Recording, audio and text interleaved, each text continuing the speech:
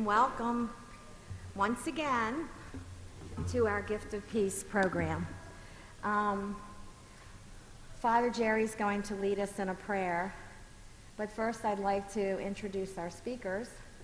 Leslie Rogers, who is the, let me make sure I got it right, Chief of Patient Support Services at Howard County General, and Tiffany Collender, who is the person who's been running the speakeasy campaign that we are part of as the Gift of Peace. So I'll turn it over to Father Jerry.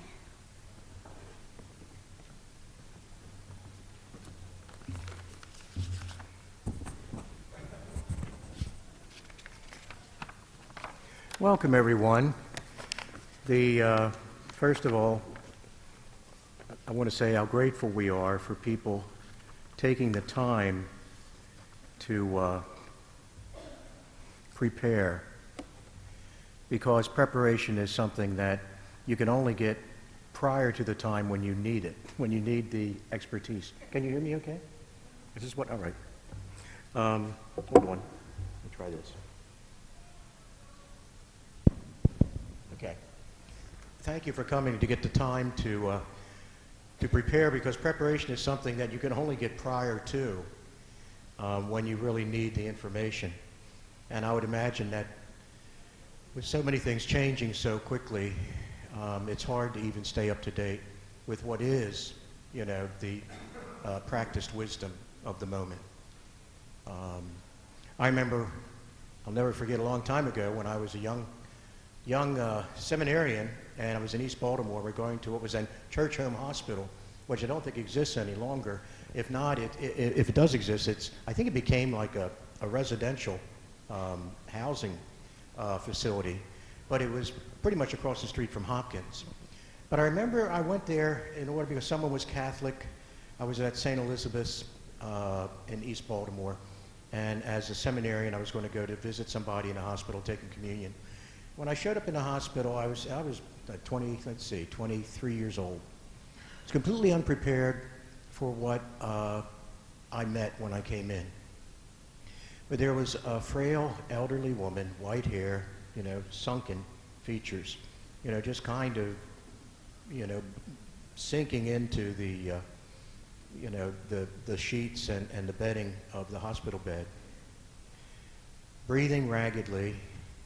And there was a woman in her 40s sitting there, kind of worn herself, because she had been keeping vigil. And I came and I said, I'm here to give her communion. Well, the person was unable to speak, it wasn't able to be responsive, couldn't have received, even in a liquid form. And the woman turned to me, didn't even look at me. I remember she just was sitting in the chair, and I was standing up, and she called me Father, which I wasn't a father yet, but she says, Father, she says, I don't understand this. She says, this is my mother, and she has been in intractable pain, and there is nothing that I apparently can do for her. If, however, she was a dog or a cat, I could put her out of her misery. But as she's my mother, and there's not a darn thing I can do. Now that was reflected a different state of where things were with regard to pain management back then, because this was 44 years ago. Today, the advances in pain management, but also the advances in just what's the name of the care when people are dying? Well, not hospice was another one. Palliative care. Yes, thank you. I used to know those words, but as I get older, I forget all the other ones. And it's amazing I remember anything at all today. So it has given us new opportunities to understand what the possibilities are, and also to consider what the wishes of the person would be, which is one of the paramount things with final directives. Because I could also tell you stories about people fighting over the person who's dying, in terms of Pop would have never wanted that, or you're killing Mom. And so this is why this conversation of peace is so important, because we found, and especially the Horizon Foundation has found, that When people are prepared, they're able to have some of the burden lifted off of them. They're able to be at peace knowing that they are doing what the other person wants and carrying out their wishes. You know, the burden of making a decision, you know, that may or may not be reflective of their wishes, and that anxiety and that guilt is removed, generally speaking. So this is why this is so important. First I want to do is say thank you. Thank you so much for coming to care enough to try to get these things in order for someone you love or for yourself, so that the people that might be helping to care for you and make your wishes to be made known and have them executed faithfully, you know, have a chance for that to happen. Just a little poem here. One is a reflection, the other is a poem. This person says, I tend to rush through my daily duties like a solitary soul, disconnected from God and other people. However, I became aware that humans are actually intimately connected, not just to God and to the living, but also to those who have died and are alive in Christ after some recent encounters I have with birth, death, and dying. It appears to me now there's only a thin veil between heaven and earth. I can communicate with all who abide in the mystical body of Christ simply because I am a member of the communion of saints. In the Celtic tradition, there's a saying that heaven and earth are only 3 feet apart, but in the thin places, that distance is even smaller. Heaven and earth are only 3 feet apart, but in the thin places, that distance is even smaller. And the thin places would be like that little episode I described with a woman confronting the mortality of her mother and the helplessness of herself, and where the busy world that she had left to get to the hospital recedes, and all that is essential is what remains before, where we begin to penetrate into the deepness and mysteries of life. Here's a little poem by Henry Scott Holland called Death is Nothing at All. Death is nothing at all. It does not count. I have only slipped away into the next room. Nothing has happened. Everything remains exactly as it was. I am I and you are you. And the old life that we lived so fondly together is untouched, unchanged. Whatever we were to each other, that we are still. Call me by the old familiar name. Speak of me in the easy way which you always used. Put no difference into your tone. Wear no forced air of solemnity or sorrow. Laugh as we always laughed at the little jokes that we enjoyed together. Play, smile, think of me. Pray for me. Let my name be ever the household word that it always was, and let it be spoken without an effort, without the ghost of a shadow upon it. Life means all that it ever meant. It is the same as it ever was. There is absolute and unbroken continuity. What is this death but a negligible accident? Why should I be out of mind? Because I am out of sight? I am but waiting for you, for an interval, somewhere very near, just round the corner. All is well, nothing is hurt, nothing is lost. One brief moment and all will be as it was before. And how we shall laugh at the trouble of parting when we meet again.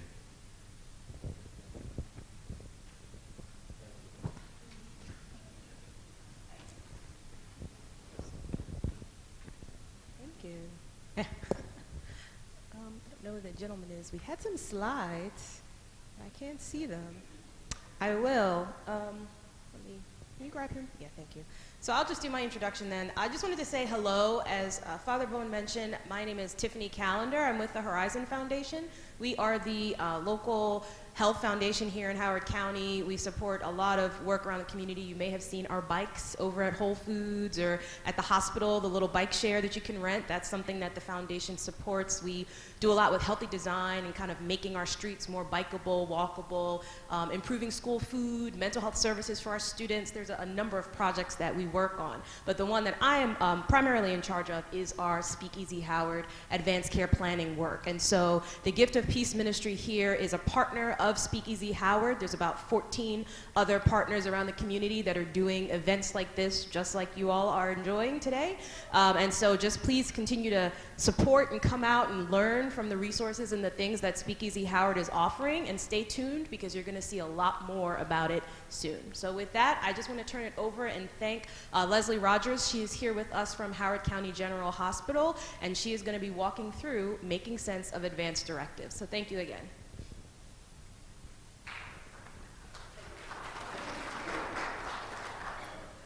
Thanks, Tiffany.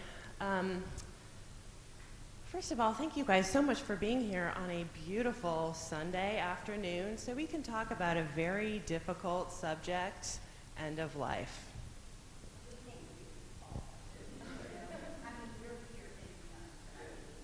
Oh, thank you. We'll see if we can do that at the end too, if we're still feeling the same way. So my name is Leslie Yampieri. I was Leslie Rogers. That's okay. So I got married, so I'm Italian now. So I talk with my hands, and I can only speak if I'm walking around, which is why I'm not there. So thank you all for sitting on one side. I am the Director of Social Work at Howard County General Hospital. I'm also the co-chair of the Ethics Committee. And a lot of the things we talk about in the Ethics Committee are advanced directives. I appreciate you coming to learn. I encourage you to take what's helpful, to leave the rest.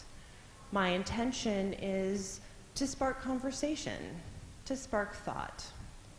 If you feel so moved as to complete an advanced directive, you all have one in front of you. You can pass it to the front, to the back, to witnesses, and you'll be good to go. You won't ever have to think about it again.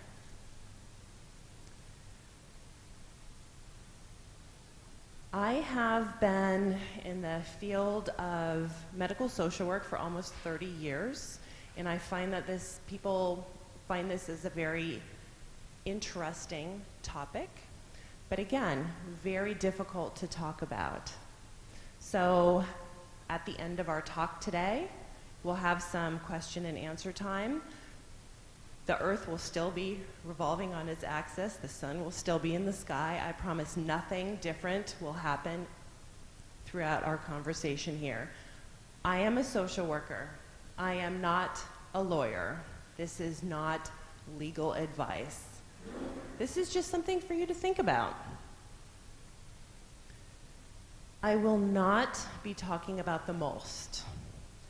The most is a physician's order. It's a doctor's order. We can't complete a most here. We need a doctor. If I were to say, yes, I'd love some penicillin, and I go to the pharmacy and I said, I got a little, I need some penicillin, they'll say, where's the order?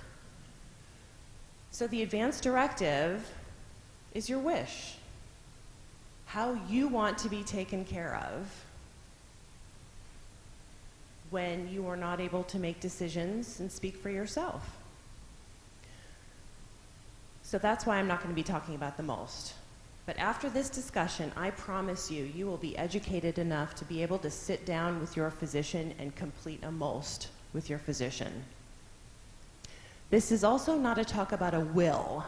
A will happens after death, and that has to do with how you want your property and your finances distributed. We're not going to talk about that. We're going to talk about healthcare agents and living wills. That's the middle part before you need the will. So we're going to talk about a process. We're going to talk about Maryland law. We're going to talk about what things look like in the medical arena. It is not a perfect process. I'm going to tell you that right now. It is the best process we have to make something very gray black and white. It's not perfect, it's not foolproof, but it's the best mechanism we have to make sure that our voices are heard if we're not able to speak for ourselves. So just so I can see who's in the audience, I'm going to take your temperature a little bit. How many of you already have advanced directives? Excellent. Preaching to the choir. How many are here to get more understanding with yourself in mind? Okay. Many of you are here having another loved one in mind? Okay. How many of you don't know if you have advanced directives? That's not a silly question. A lot of people don't know what they have, and they don't know what they don't have.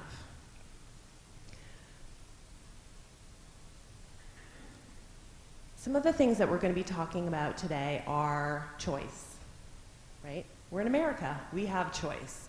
We are healthcare consumers. We have the ability to choose how we want to be taken care of.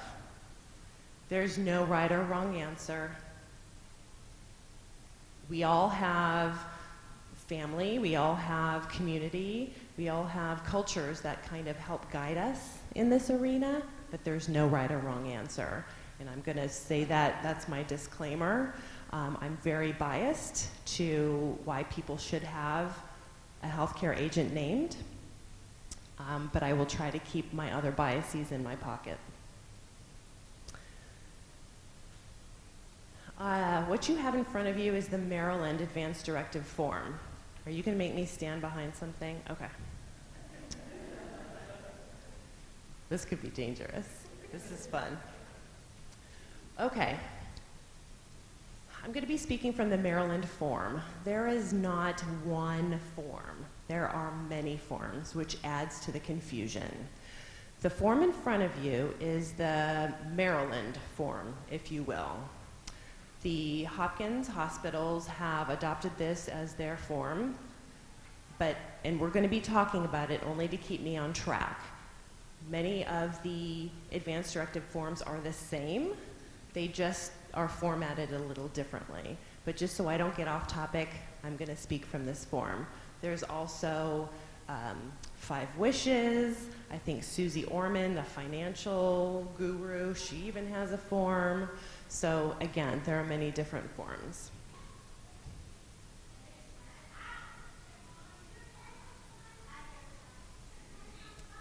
Okay. Naming a healthcare agent is naming somebody to make medical decisions on your behalf when you're not able to. At some point, all of us will have a disease progression because of surgery or medication. We're not going to be able to communicate what our wishes are. So naming a healthcare agent ensures that that person will communicate your wishes even though you're not able to.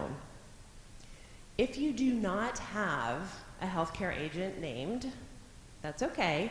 Maryland law tells you who your legal surrogate is. Number 1 is a guardian, and that's somebody that is petitioned by the court. That is the boss of you, but that's a legal judicial process. I can promise you none of us here have a court-appointed guardian. If I needed someone to consent to a medical treatment, then it goes to spouse. The spouse is the highest on the ladder.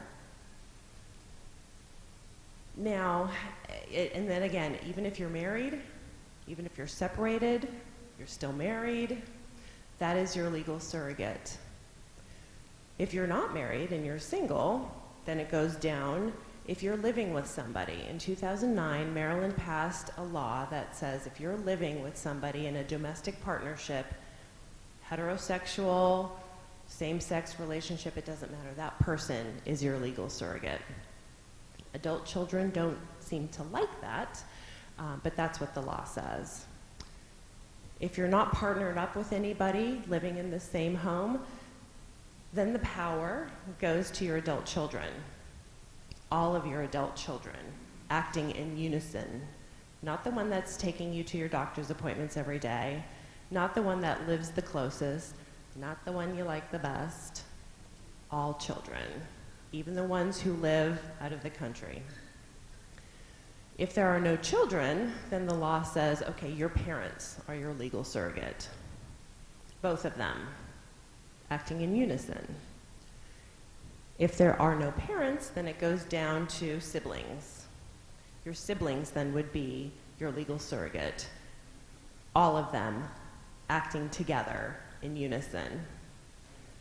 I don't know about you and I, but I have a brother and we've never agreed on anything ever.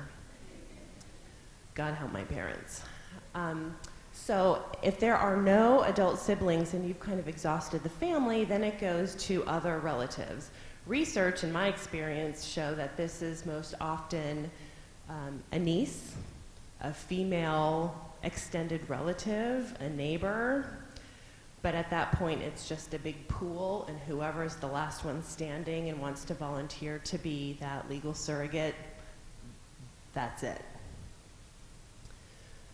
And again, a legal surrogate is not the same thing as a healthcare agent.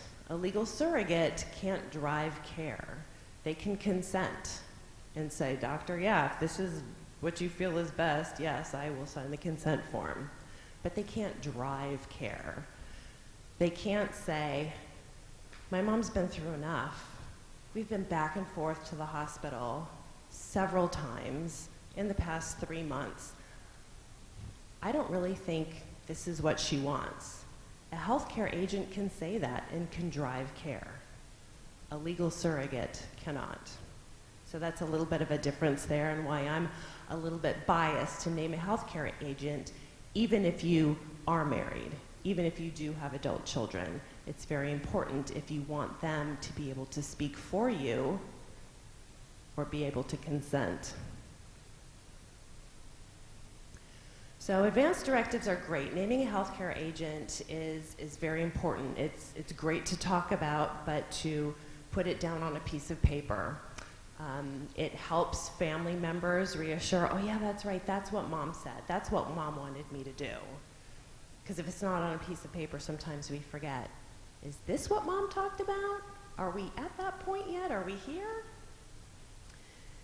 If you don't have anything written down, again, as we talked in the previous slide, surrogates of the same level have the same power.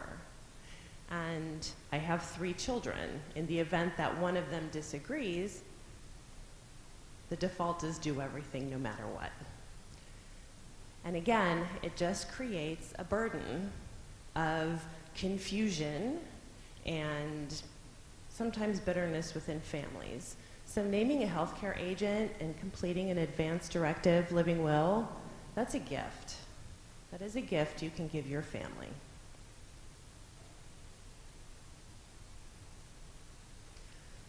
So again, we're talking about naming a healthcare agent. It's really easy to do. We're not talking about financial power of attorney. So when patients come to the hospital, legally, we have to ask, do you have an advance directive? A lot of times, don't throw things at me, there is an adult son standing there saying, yep, I'm the power of attorney. So power of attorney, if it has no medical language in it, is all about paying bills. Someone at the hospital is very interested in who's going to be paying the bills. But again, we're not talking about that. This is the medical power of attorney. So, you might want to go home. If you do have a durable power of attorney, go read it. 95% of them don't have any medical language in there.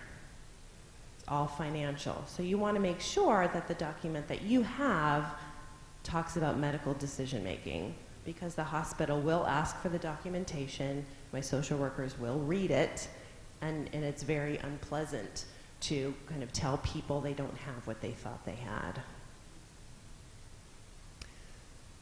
So again, the advance directive is 2 parts. One is naming a healthcare agent, the other is completing a living will. You don't have to have both of them, but they work best in conjunction together.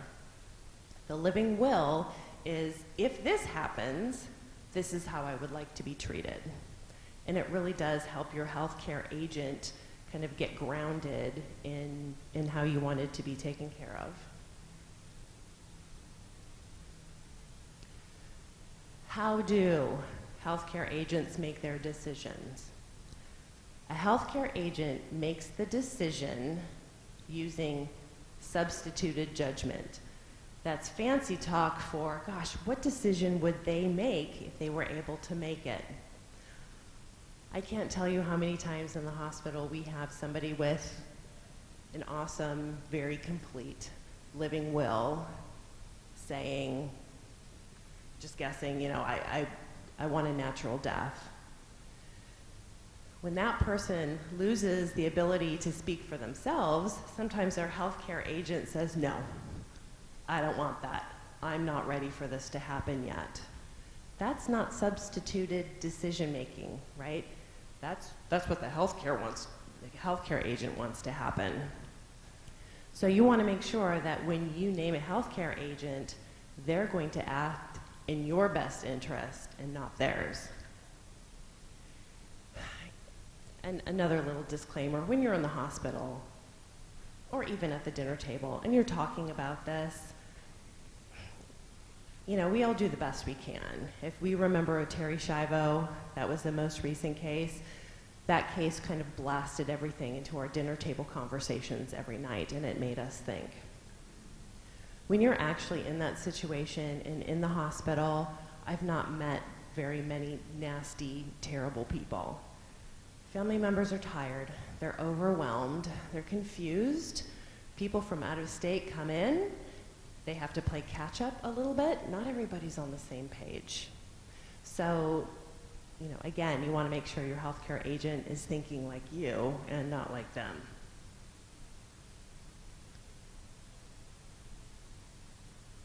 Okay. If you want to follow along in your Maryland Advanced Directive form, this is a very cumbersome form. I'm glad that it was copied front and back. Thank you, Tiffany. The first portion of it is question and answer. Some of that is a refresher of what we're talking about today. But again, on page 1 of 8, this is where you name your healthcare agent. And through Speakeasy, the Horizon Foundation project, there's a lot of literature on there on how you can name a healthcare agent with that. This is just how you name a healthcare agent using this form. Again, many different forms. This is just to kind of help me keep on track. So naming a healthcare agent, you just have to have a name and a phone number. Address, not so important. We'll find them. You can have 2 people as your healthcare agent. You can have 3 people as your healthcare agent. If you have 5 kids and feel like this is Sophie's choice, you can name all of them as your healthcare agent. But you want to remember, not everybody's thinking the same way in these very difficult situations. So there's no number of healthcare agents that you can have. It helps the medical team a little bit if there's just one point person. On the top of page 8, you can name an alternate. If the first person or 2 people are not available, you can name an alternate. If that person isn't available, you can name someone else yet. So you can have a hierarchy. So a healthcare agent can talk to your doctors, they can talk to your insurance companies, they can decide where you're treated, where you're not treated, who your doctors are or aren't. This form, like many others, also says you can ride in an ambulance. This is not television. Ambulances are very small. This is not a ticket to ride. You might have to follow the ambulance. Hospitals also do not police visitors. This is like a ticket, I can be here. Hospital doesn't care if you're actually there at the hospital. We assume that you were called by somebody. We're not the police. A healthcare agent, though, can say, we don't want Aunt Betty here. Family members can't do that with the same authority. So basically, that's how you name a healthcare agent. And again, they're supposed to be thinking like you, so you want to have a discussion. We're going to talk a little bit about the living will, which fills in the gray areas. At the top of page 3, some forms have, gosh, I want to limit my healthcare agent's power. I've only seen one person do that. It was a gentleman in the hospital. He named his daughter as his healthcare agent. And he completed in here, I don't want her to have access to my protected medical information, to my medical record. So how could she be a healthcare agent if she didn't have access to his medical record? Well, she would come every day. She knew her dad was dying of a pneumonia, a very obscure, rare cancer, and his organs were shutting down.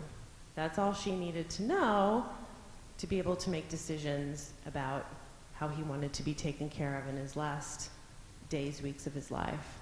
What he didn't want her to know was that he was dying of AIDS. So he wanted to protect her from that information, but again, trusted her to make the decisions that he wanted her to make. Again, I don't see a lot of people filling that out. We all have families, we all have situations. Oh yeah, here where you can also say, I don't want Aunt Betty in the room if we're talking about anything too difficult. We all have that one relative, right? People my agent should consult. Sometimes people in their forms talk about, I want you to talk with the leader of my faith community, my rabbi, my priest. I want you to talk about my best friend in Michigan. We've had these conversations. She might know what I want. I think I've seen it all. I've actually had a gentleman add his girlfriend there, even though he was married. We consulted the both of them, not at the same time. I'm going to go out on a limb and skip the in case of pregnancy part. That's a whole other discussion.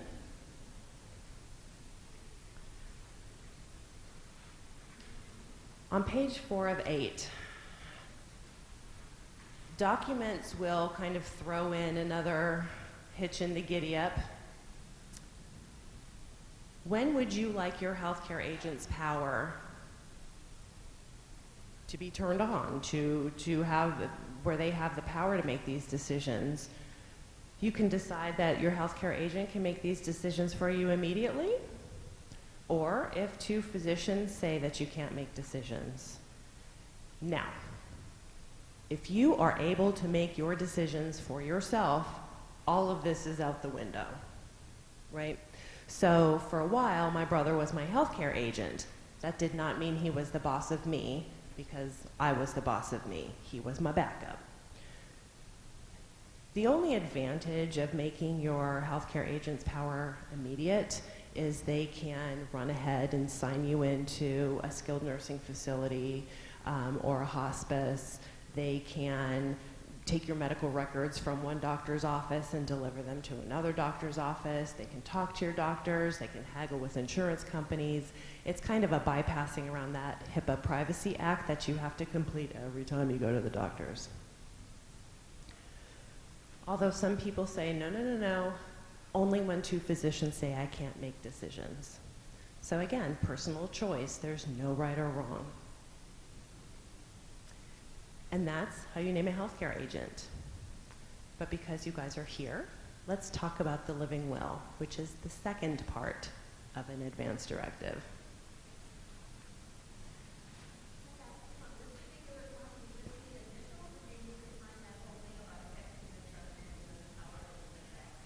So this form, as well as others, will give you a place to initial. You could take out the whole living will part, attach the witness form, and that's your healthcare agent. Horizon Foundation has another way to do it, but again, it just has to be witnessed by two people. But yes, thank you. You don't need to write your whole John Hancock. So, a living will. A living will basically reminds your healthcare agent and your medical team what your thoughts are, what your wishes are. And it is very narrow in scope. It doesn't cover every situation. All of the forms will go off of 3 situations, just 3.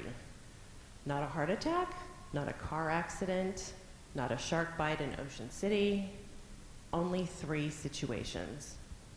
A living will says, if this, whatever situation happens to me, this is how I want to be treated. It talks about ventilators, it talks about nutrition, they usually talk about CPR. Some forms break that down a little bit more, some are shorter. Again, personal preference. I will say that the default is to do everything, no matter what, preserve life at all costs. And if that's something that you want, you don't even have to fill this out, because that's the default. This living will basically talks about limiting care. If I ever get to this one point, maybe we won't go any further. So again, this is about limiting care. If there is no healthcare agent or living will, flashback to that first slide where we talked about how the Maryland law talks about the different legal surrogates. 2 physicians have to say that I'm either in an end-stage condition or a terminal condition. That is the only way a legal surrogate can say, okay, yes, we've had enough. We had a woman at the hospital, her 2 sisters were lovely. They described her as just a wounded soul. She had a history of mental illness, and she tried to take her own life. So we kind of patched her together the best we could. She had a tracheotomy, so there was a machine breathing for her. She also had a feeding tube, so we were feeding her. She was relatively young. Her heart and her lungs were really good. Her sisters said, oh, I don't know if she would have wanted this. She's lived much of her life in emotional distress, and she's just a wounded soul. I think she's had enough. She didn't meet the criteria. 2 physicians couldn't say that she was terminal or in an end-stage condition. So she went off to a long-term care facility, a nursing home. I don't know what's ever happened to her, but again, they couldn't make that decision because they weren't named healthcare agents. Okay, page 5 of 8. This is the beginning of the living will, and again, a lot of documents look the same. If there is a little area where you can talk about your beliefs and your values, that sometimes is very helpful. I've not met a lot of people complete that. People have said when they do complete it, quality of life is better than quantity of life. Sometimes I've seen the reverse. I was working with an elderly gentleman who said that he wanted to die in a comfortable setting, naturally, with as many family visitors as wanted to visit.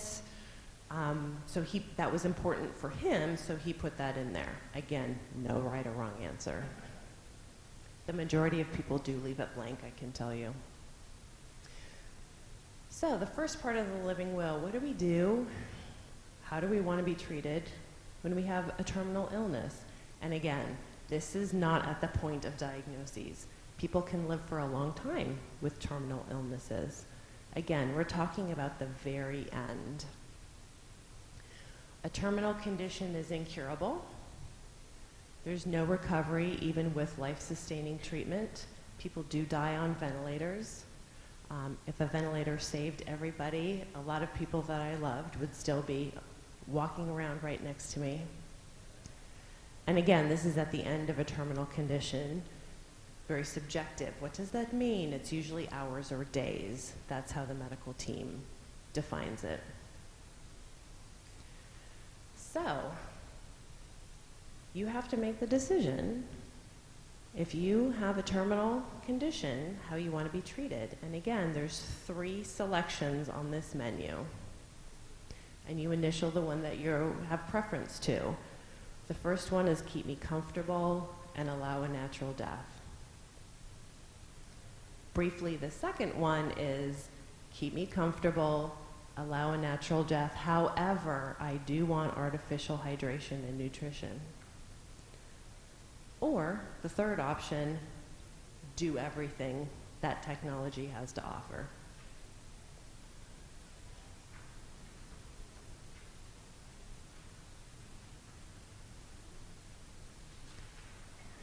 The second situation that a living will is valid is in a persistent vegetative condition. And again, this is kind of like the Terry Schiavo. This is usually a result of a head trauma or a massive stroke. There's no evidence of awareness. It's only reflex responses, which is very disturbing to family members because sometimes it looks like your loved one is there with you and watching you walk around the room. And it can be very disturbing when the medical team says, no, we did a brain scan and there's nothing there. And then what do? You wait a medically appropriate amount of time. So this means after a car accident, after surgery, after waiting to recover, on a ventilator, whatever, when is that time? When is enough enough? Again, that's very subjective. It's very, very personal. It doesn't happen right away. Doctors do not make these decisions quickly and hastily. I know that this subject has been in the news, a lot of talk, healthcare savings. I can tell you, working in this field, doctors do not make this decision quickly. And again, you have the same three choices on the menu. Natural death. Number 2, a natural death with artificial hydration and nutrition, or do absolutely everything. And again, the last condition of the 3 that makes this valid is an end-stage condition. An end-stage condition is most often your dementias. As you know, that not when it's diagnosed, because you can live a long time with dementia. So this is not at the point of diagnosis, this is at the very end. These are also your Lou Gehrig's disease or ALS, Parkinson's, MS, some of those things that we can live a long time with. But they are progressive, they are irreversible. There is treatment to maybe stabilize it for a little bit, but there is no cure. And this condition is used when you are dependent on somebody else for all of your activities of daily living, eating, bathing, toileting, turning. That's when this situation becomes valid. And again, you have to make the same 3 very difficult decisions. Natural death with hydration and nutrition, or do everything. On page 7 of 8, you can say pain relief. A lot of the forms will mention pain relief, but basically it just says you will be given pain relief. Your family and your healthcare agent, those are the ones who are ultimately responsible for your pain relief. Father was lovely before when he made mention of people fighting kind of over the bedside as someone that they love is dying. I have a hospice background also, and sometimes it's very comfortable for family members to be able to see that their loved one is awake, right? Awake, moving, speaking, rather than looking comfortable, possibly looking like you're sleeping, with pain relief. So again, I want you guys to be thinking about that too, because it doesn't say, I will elect pain medication or not. It just says you'll be given it. We're not going to talk about pregnancy.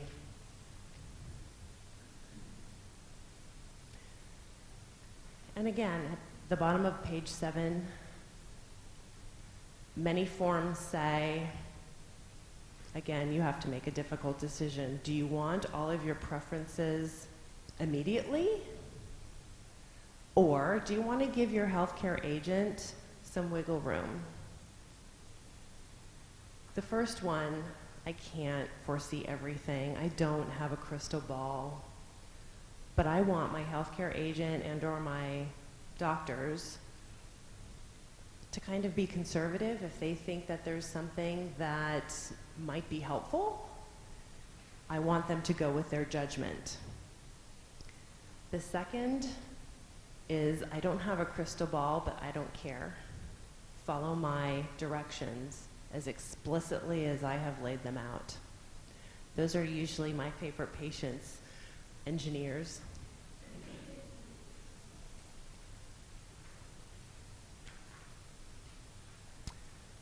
So that's a living will.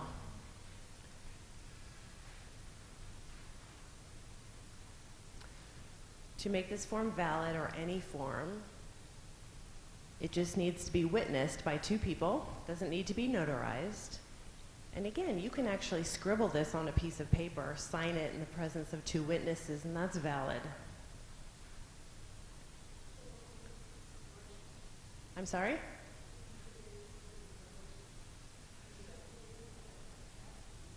So the question was, aren't people coerced? Can't they be coerced? Yes and no. Again, how well do you know your healthcare agent? That's why you want to make these decisions and think about this before you actually have to think about it. Sometimes we don't make our best decisions when we are in the frying pan, so to speak. The people who fill these forms out are basically not the ones who are at risk of being coerced. People who have real thoughts, real opinions, those are the ones who want to take control of their health care. Again, I can't promise you that all families are lovely and pure and have their loved ones' interest at heart. I can't promise that. So, out-of-state advance directives are accepted in Maryland, provided they meet the criteria, which is two witnesses.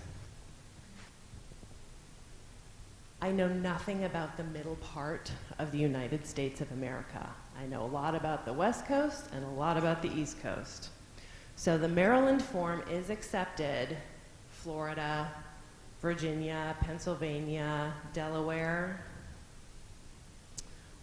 The state specifics sometimes that are kind of the biggest sticking point is notary. Some states like the notary.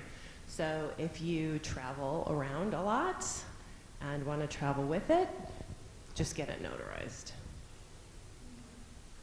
I know nothing about New York, except they have good Broadway shows.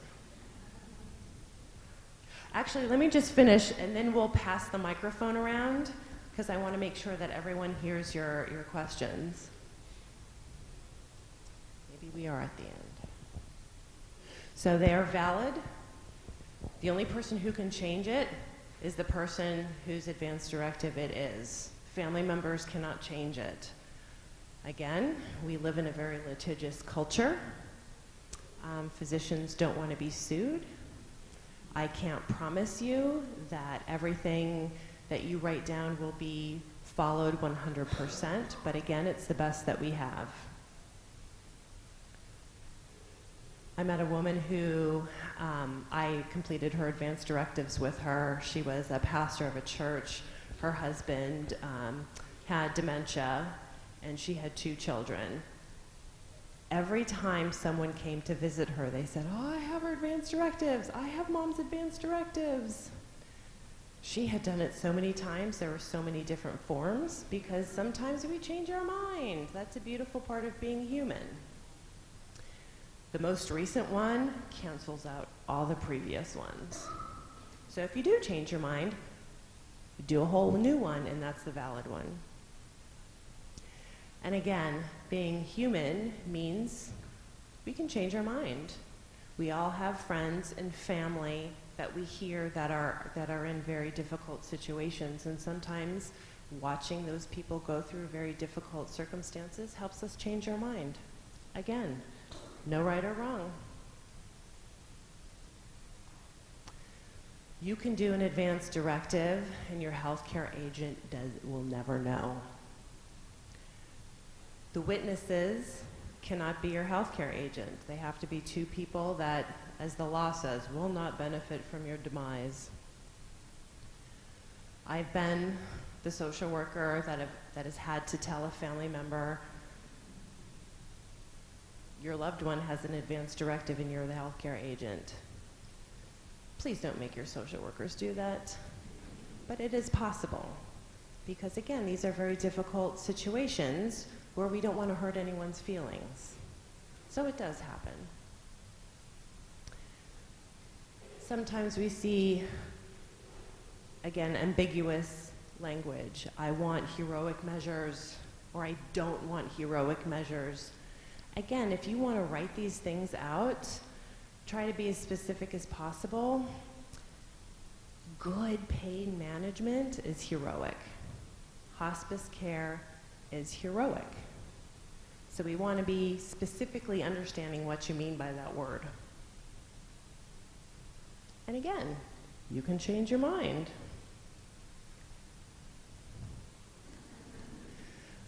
So I switched a couple of the slides around, but you can get this whole presentation. I did not make it up. It is on the Maryland Attorney General page. You can also get an advance directive. If you've made some notes on this one, you can get a new one. They are free. Your attorneys love to throw this in for $30 when you do your estate planning, but it is free. Horizon Foundation, their materials are free. Anything that we can do to help you take charge of your medical care, that's what we want. Do I have another one? So we do have some time for questions and answers. I can pass my, oh, you have one. Okay, good. I saw some hands earlier. Was I that good?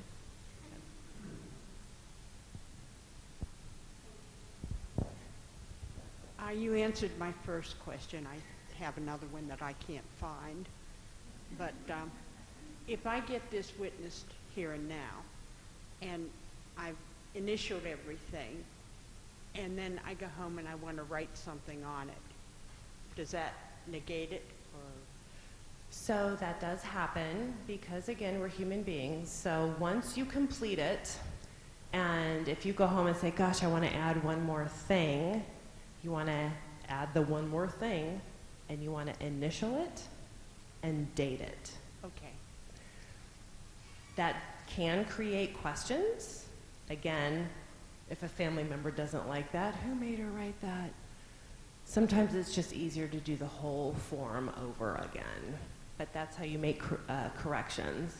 Also, I know who my agent is, and she knows, and I could also just write it separately for her so that she would have that information. Perfectly. Yep. Okay. Yep. Thank you. Yep. And copies are just as valid as the original, so don't put these in a very super secret place that nobody can get to, like a safety deposit box. Make sure that your healthcare agent has a document. Make sure that your primary care physician has one, anyone who you love and trust. They're just as valid. Yes, they should be dated, and when you sign it, there is a place for a date, and your witnesses also have to date it. And if your signature and date is different from your witness's signature and date, that means it wasn't done at the same time and it's not valid. Is a DNR part of this or a separate document? Great question. So a DNR is a do not resuscitate order, and people do that on a MOLST. A MOLST, M-O-L-S-T. Maryland something, something, something, something. Maryland Orders for Life-Sustaining Treatment. Thank you. It replaced a previous form, which is a MIMS form, but that again is a doctor's order. This is not a doctor's order. An advance directive is your wish, your intent. A do not resuscitate order is a doctor's order. You can't do that. A doctor has to.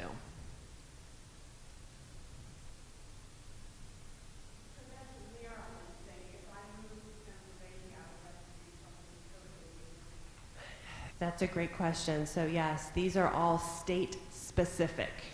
Advanced directives and the little nuances here in Maryland are different. These are state laws. The most is a state law. All states do not play nicely in the sandbox, so every state has their own form, preference. Yeah. So if you do move, you gotta start the whole thing over. Yeah. In the back, Linda? You said bring this to our primary care. If you go to the hospital, then you have to bring this with us also when we go to the hospital? Or can we put it on file somewhere at the hospital? So there are depositories where you can put it on file. My directives, and Tiffany can go through some of those other ones. Every time you go to the hospital, we have to, by law, ask you, do you have advanced directives? Even if you were here last week. We have to ask it. People come in and say, yes, I have advanced directives. I don't have them on me. So we keep asking, we keep asking. So that's why sometimes it's helpful that your primary care physician has them. We can just call up and say, can you fax them over to the hospital? If you work very closely with an oncologist, those physicians really kind of become a primary care physician when you're going through that kind of treatment. If they have it, we can easily call and have it sent right on over. So that's why it's advantageous to have it in different places. So we can get to it when you come into the hospital and you don't have it in your back pocket.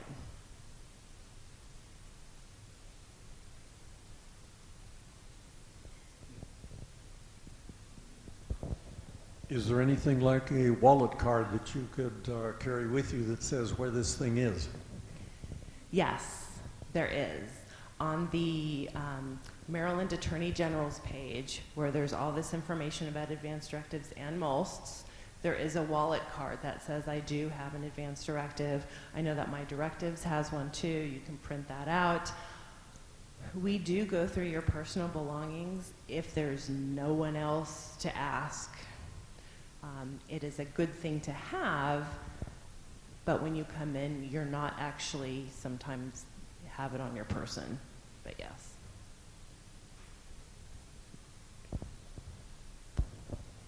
I'm a nurse practitioner, and I mainly do have a geriatric practice. So I deal with advanced directives and MOLST forms all the time. And a MOLST doesn't necessarily just have to be a do not resuscitate form, and that's what people think of it as. I have a MOLST form.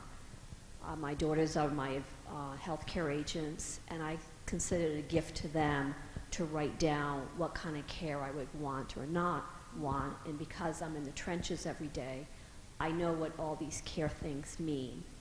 And with every patient, I'm required to go over advanced directives and MOLST. I'm healthy. Right now, I might end up in your ER with trauma. So I have it set up that trauma is going to take maybe 30, 60 days to recover. I have time limits.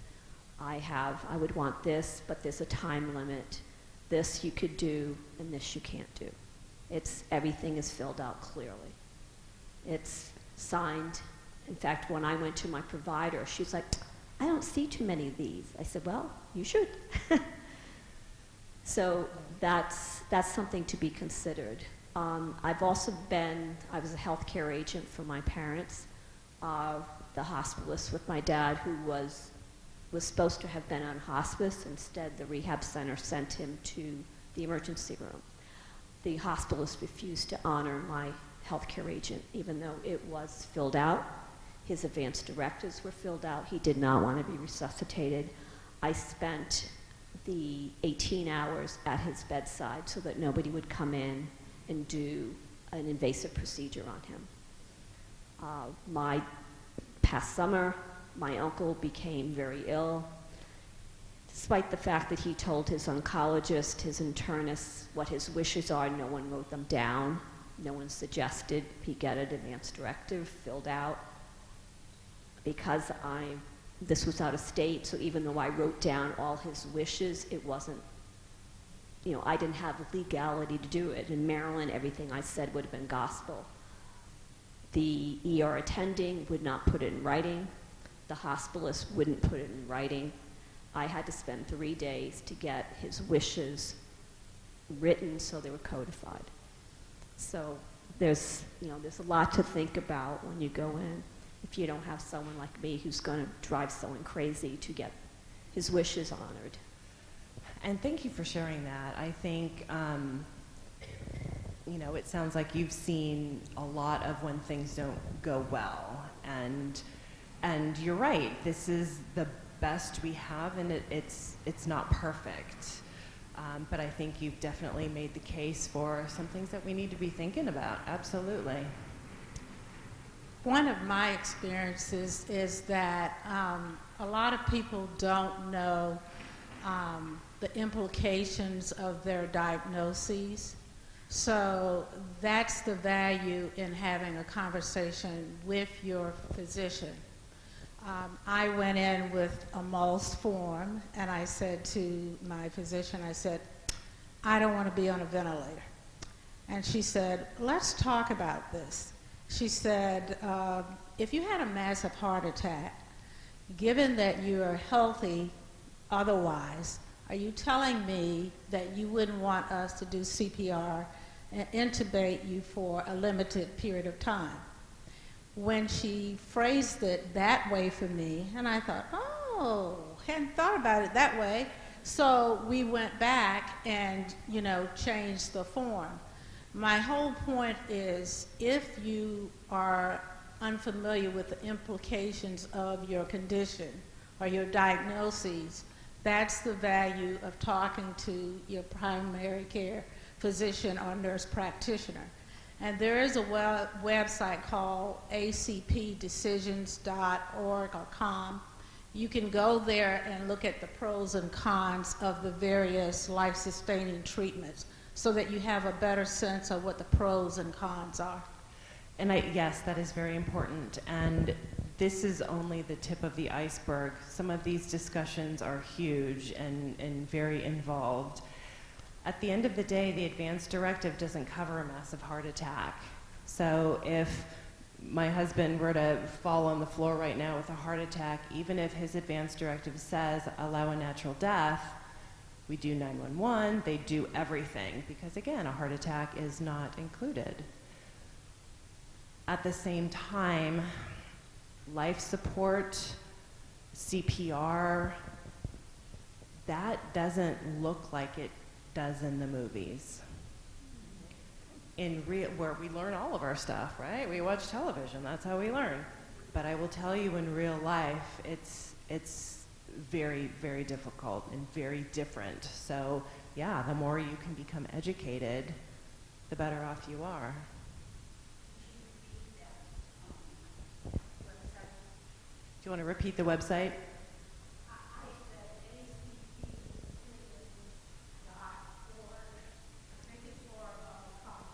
acpdecisions. I'm going to go out on a limb and say org. Yeah.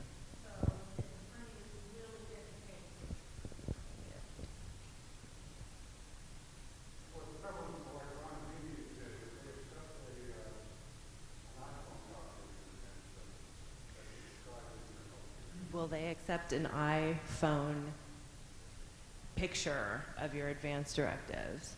If it met all the criteria, at that point we could just print it out. But yes. No. As long as it's a valid form, we would take that one. Now, with a lot of advancing in technologies, there's many different ways that you can store, save, and make an advance directive. Yes, there are depositories. People do take pictures of it, yes. As long as we can see it meets the criteria, which is 2 witnesses, you're good to go. Yes, it is. I can tell you making these decisions sooner rather than later are very, very, very helpful. Also understanding that when you're there and a doctor's standing over you saying, do you want everything done? Who's gonna say no, right? So you wanna think about this and understanding that if you can make your own decisions, this is null and void, and a doctor will say, yeah, whatever you want. But again, this is a dialogue, this is a conversation that you want to be thinking about with your doctor, with your family, and as things change, right? Because life is messy. My mom recently passed, and was Catholic and wanted to stay alive at every cost. But when she realized that resuscitating her would entail someone sitting on her, and because of the cancer, her whole body was so frail, it would have crushed her, and it would have been worse. When we explained that to her, she understood, and then let God's will happen. So it was very difficult for us, but we had to understand it too, and it happened so quick. Fortunately, I'm married to the advanced directive queen, so she was able to help us, and it was tough. I also play this in my private life too. You guys have been great. If you ever want to contact me, I am at Howard County General Hospital. I'm the tall social worker. I answer to a lot of things, Rogers, Yampieri.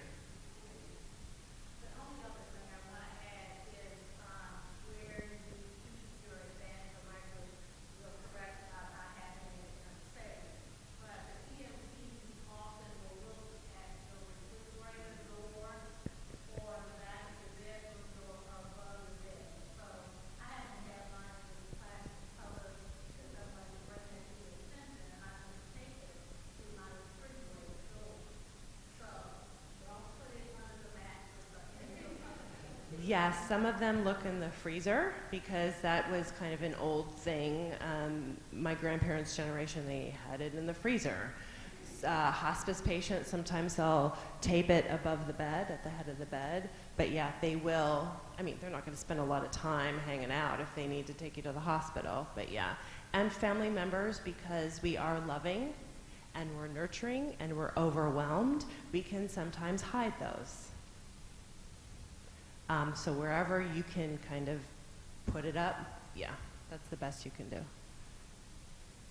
All right, thanks guys. So I just wanted to wrap up. I'm gonna turn the slides on again. I don't know how to do it, but I have slides now. I want to call attention to a couple of things in your packet. So I don't know if you saw this fun, kind of interesting flyer here, and it has one of my favorite taglines of the Speakeasy Howard campaign. It says, if you're immortal, stop reading now. Everybody else, let's get our act together. And it kind of shows you what Speakeasy Howard is all about is you all are a bit of the exception. You're here, you recognize this is important. Most of you raised your hands and you said you had an advance directive. At best, 1 in 3 adults is raising their hand, and that number is probably a little high. So what Speakeasy Howard is really trying to do is get the person that's thinking, I'm healthy, I'm young, this doesn't pertain to me, I'm living on my own, whatever it is, wherever in your mind you're thinking this doesn't pertain to me, Speakeasy Howard's job is to say, no, it pertains to all of us. And so this is just one of the kind of things that we're going to be using. You might see it on a billboard somewhere. Not a billboard, we don't really have billboards. You might see it on a poster somewhere. You might see it in Whole Foods, but it's going to be one of those things where people are like, what's this? Oh, okay, that's something I might want to think about. And then attached to the back of it, you will see a healthcare agent form. And as Leslie mentioned, there are many different ways that you can name your healthcare agent. Again, what Speakeasy Howard tried to do is we said, most people are not doing the living will. They're probably sitting down and thinking, this doesn't pertain to me. It's super scary. It's super long. And not to say that we don't want everybody to get there. But what Speakeasy Howard does is we're trying to figure out what's the first step. What can we get you to do that will help your doctors honor your wishes, but maybe you weren't going to be the person to sit down and do a whole living will. But we can get you to take a step to appoint your healthcare agent and to tell that person what your wishes are. And so at Speakeasy Howard, what we have on our site, if you go to the Speakeasy Howard site, that one-page healthcare agent form is what you will find. And with the blessing of Leslie and the Ethics Committee at Howard County General, with the blessing of Hopkins legal folks, with the blessing of the Attorney General for the state, we were able to put this one-pager together. So if you say, I'm really just ready to take that first step, that's a document you can use. So I just wanted to show you on the Speakeasy Howard site, and there are a lot of questions about how you can do this and how you can upload it and how you can store it. Our vision, and by week's end this will be a reality, is that when the site goes live, you can actually take these forms, upload them, and Howard County General Hospital, soon it will be all providers in the state of Maryland, but initially Howard County General will be able to electronically access it. So when you go to Speakeasy Howard, it'll walk you through how you can upload a paper document. They have wallet cards that you could print out and stick in your wallet and say, my document is at this registry, and it'll be retrievable. But even if you don't have your wallet card and you show up to one of the Maryland providers, they can get it too. So the goal for Speakeasy Howard is really, if you say, I'm ready to start, we give you what you need to get started and to take action. So I just wanted to orient you to what that is. Lastly, I'm going to ask all of you to return in 2 weeks. On March 18th at 2 o'clock, we're going to be showing Atul Gawande's Being Mortal. It's a documentary that was on PBS. It's about an hour long. It's an excellent film from the physician's perspective about really discussing end-of-life scenarios, what this looks like when families have to live this out. It's very powerful. And then we have two physicians who are going to come and say, okay, what does this mean for you? What does treatment planning mean for you? What kind of care is out there that you might even want? You all were like, when Father Jerry said, what's that word called? And like 90% of you go, palliative care. I'm like, they're all experts. But we're going to do a lot on palliative care, hospice, just the questions that we might have about treatment options. So I encourage you to come back for that as well. I will hand this off, Audrey or anyone else on the team. Are you guys going to wrap up? Okay, excuse me.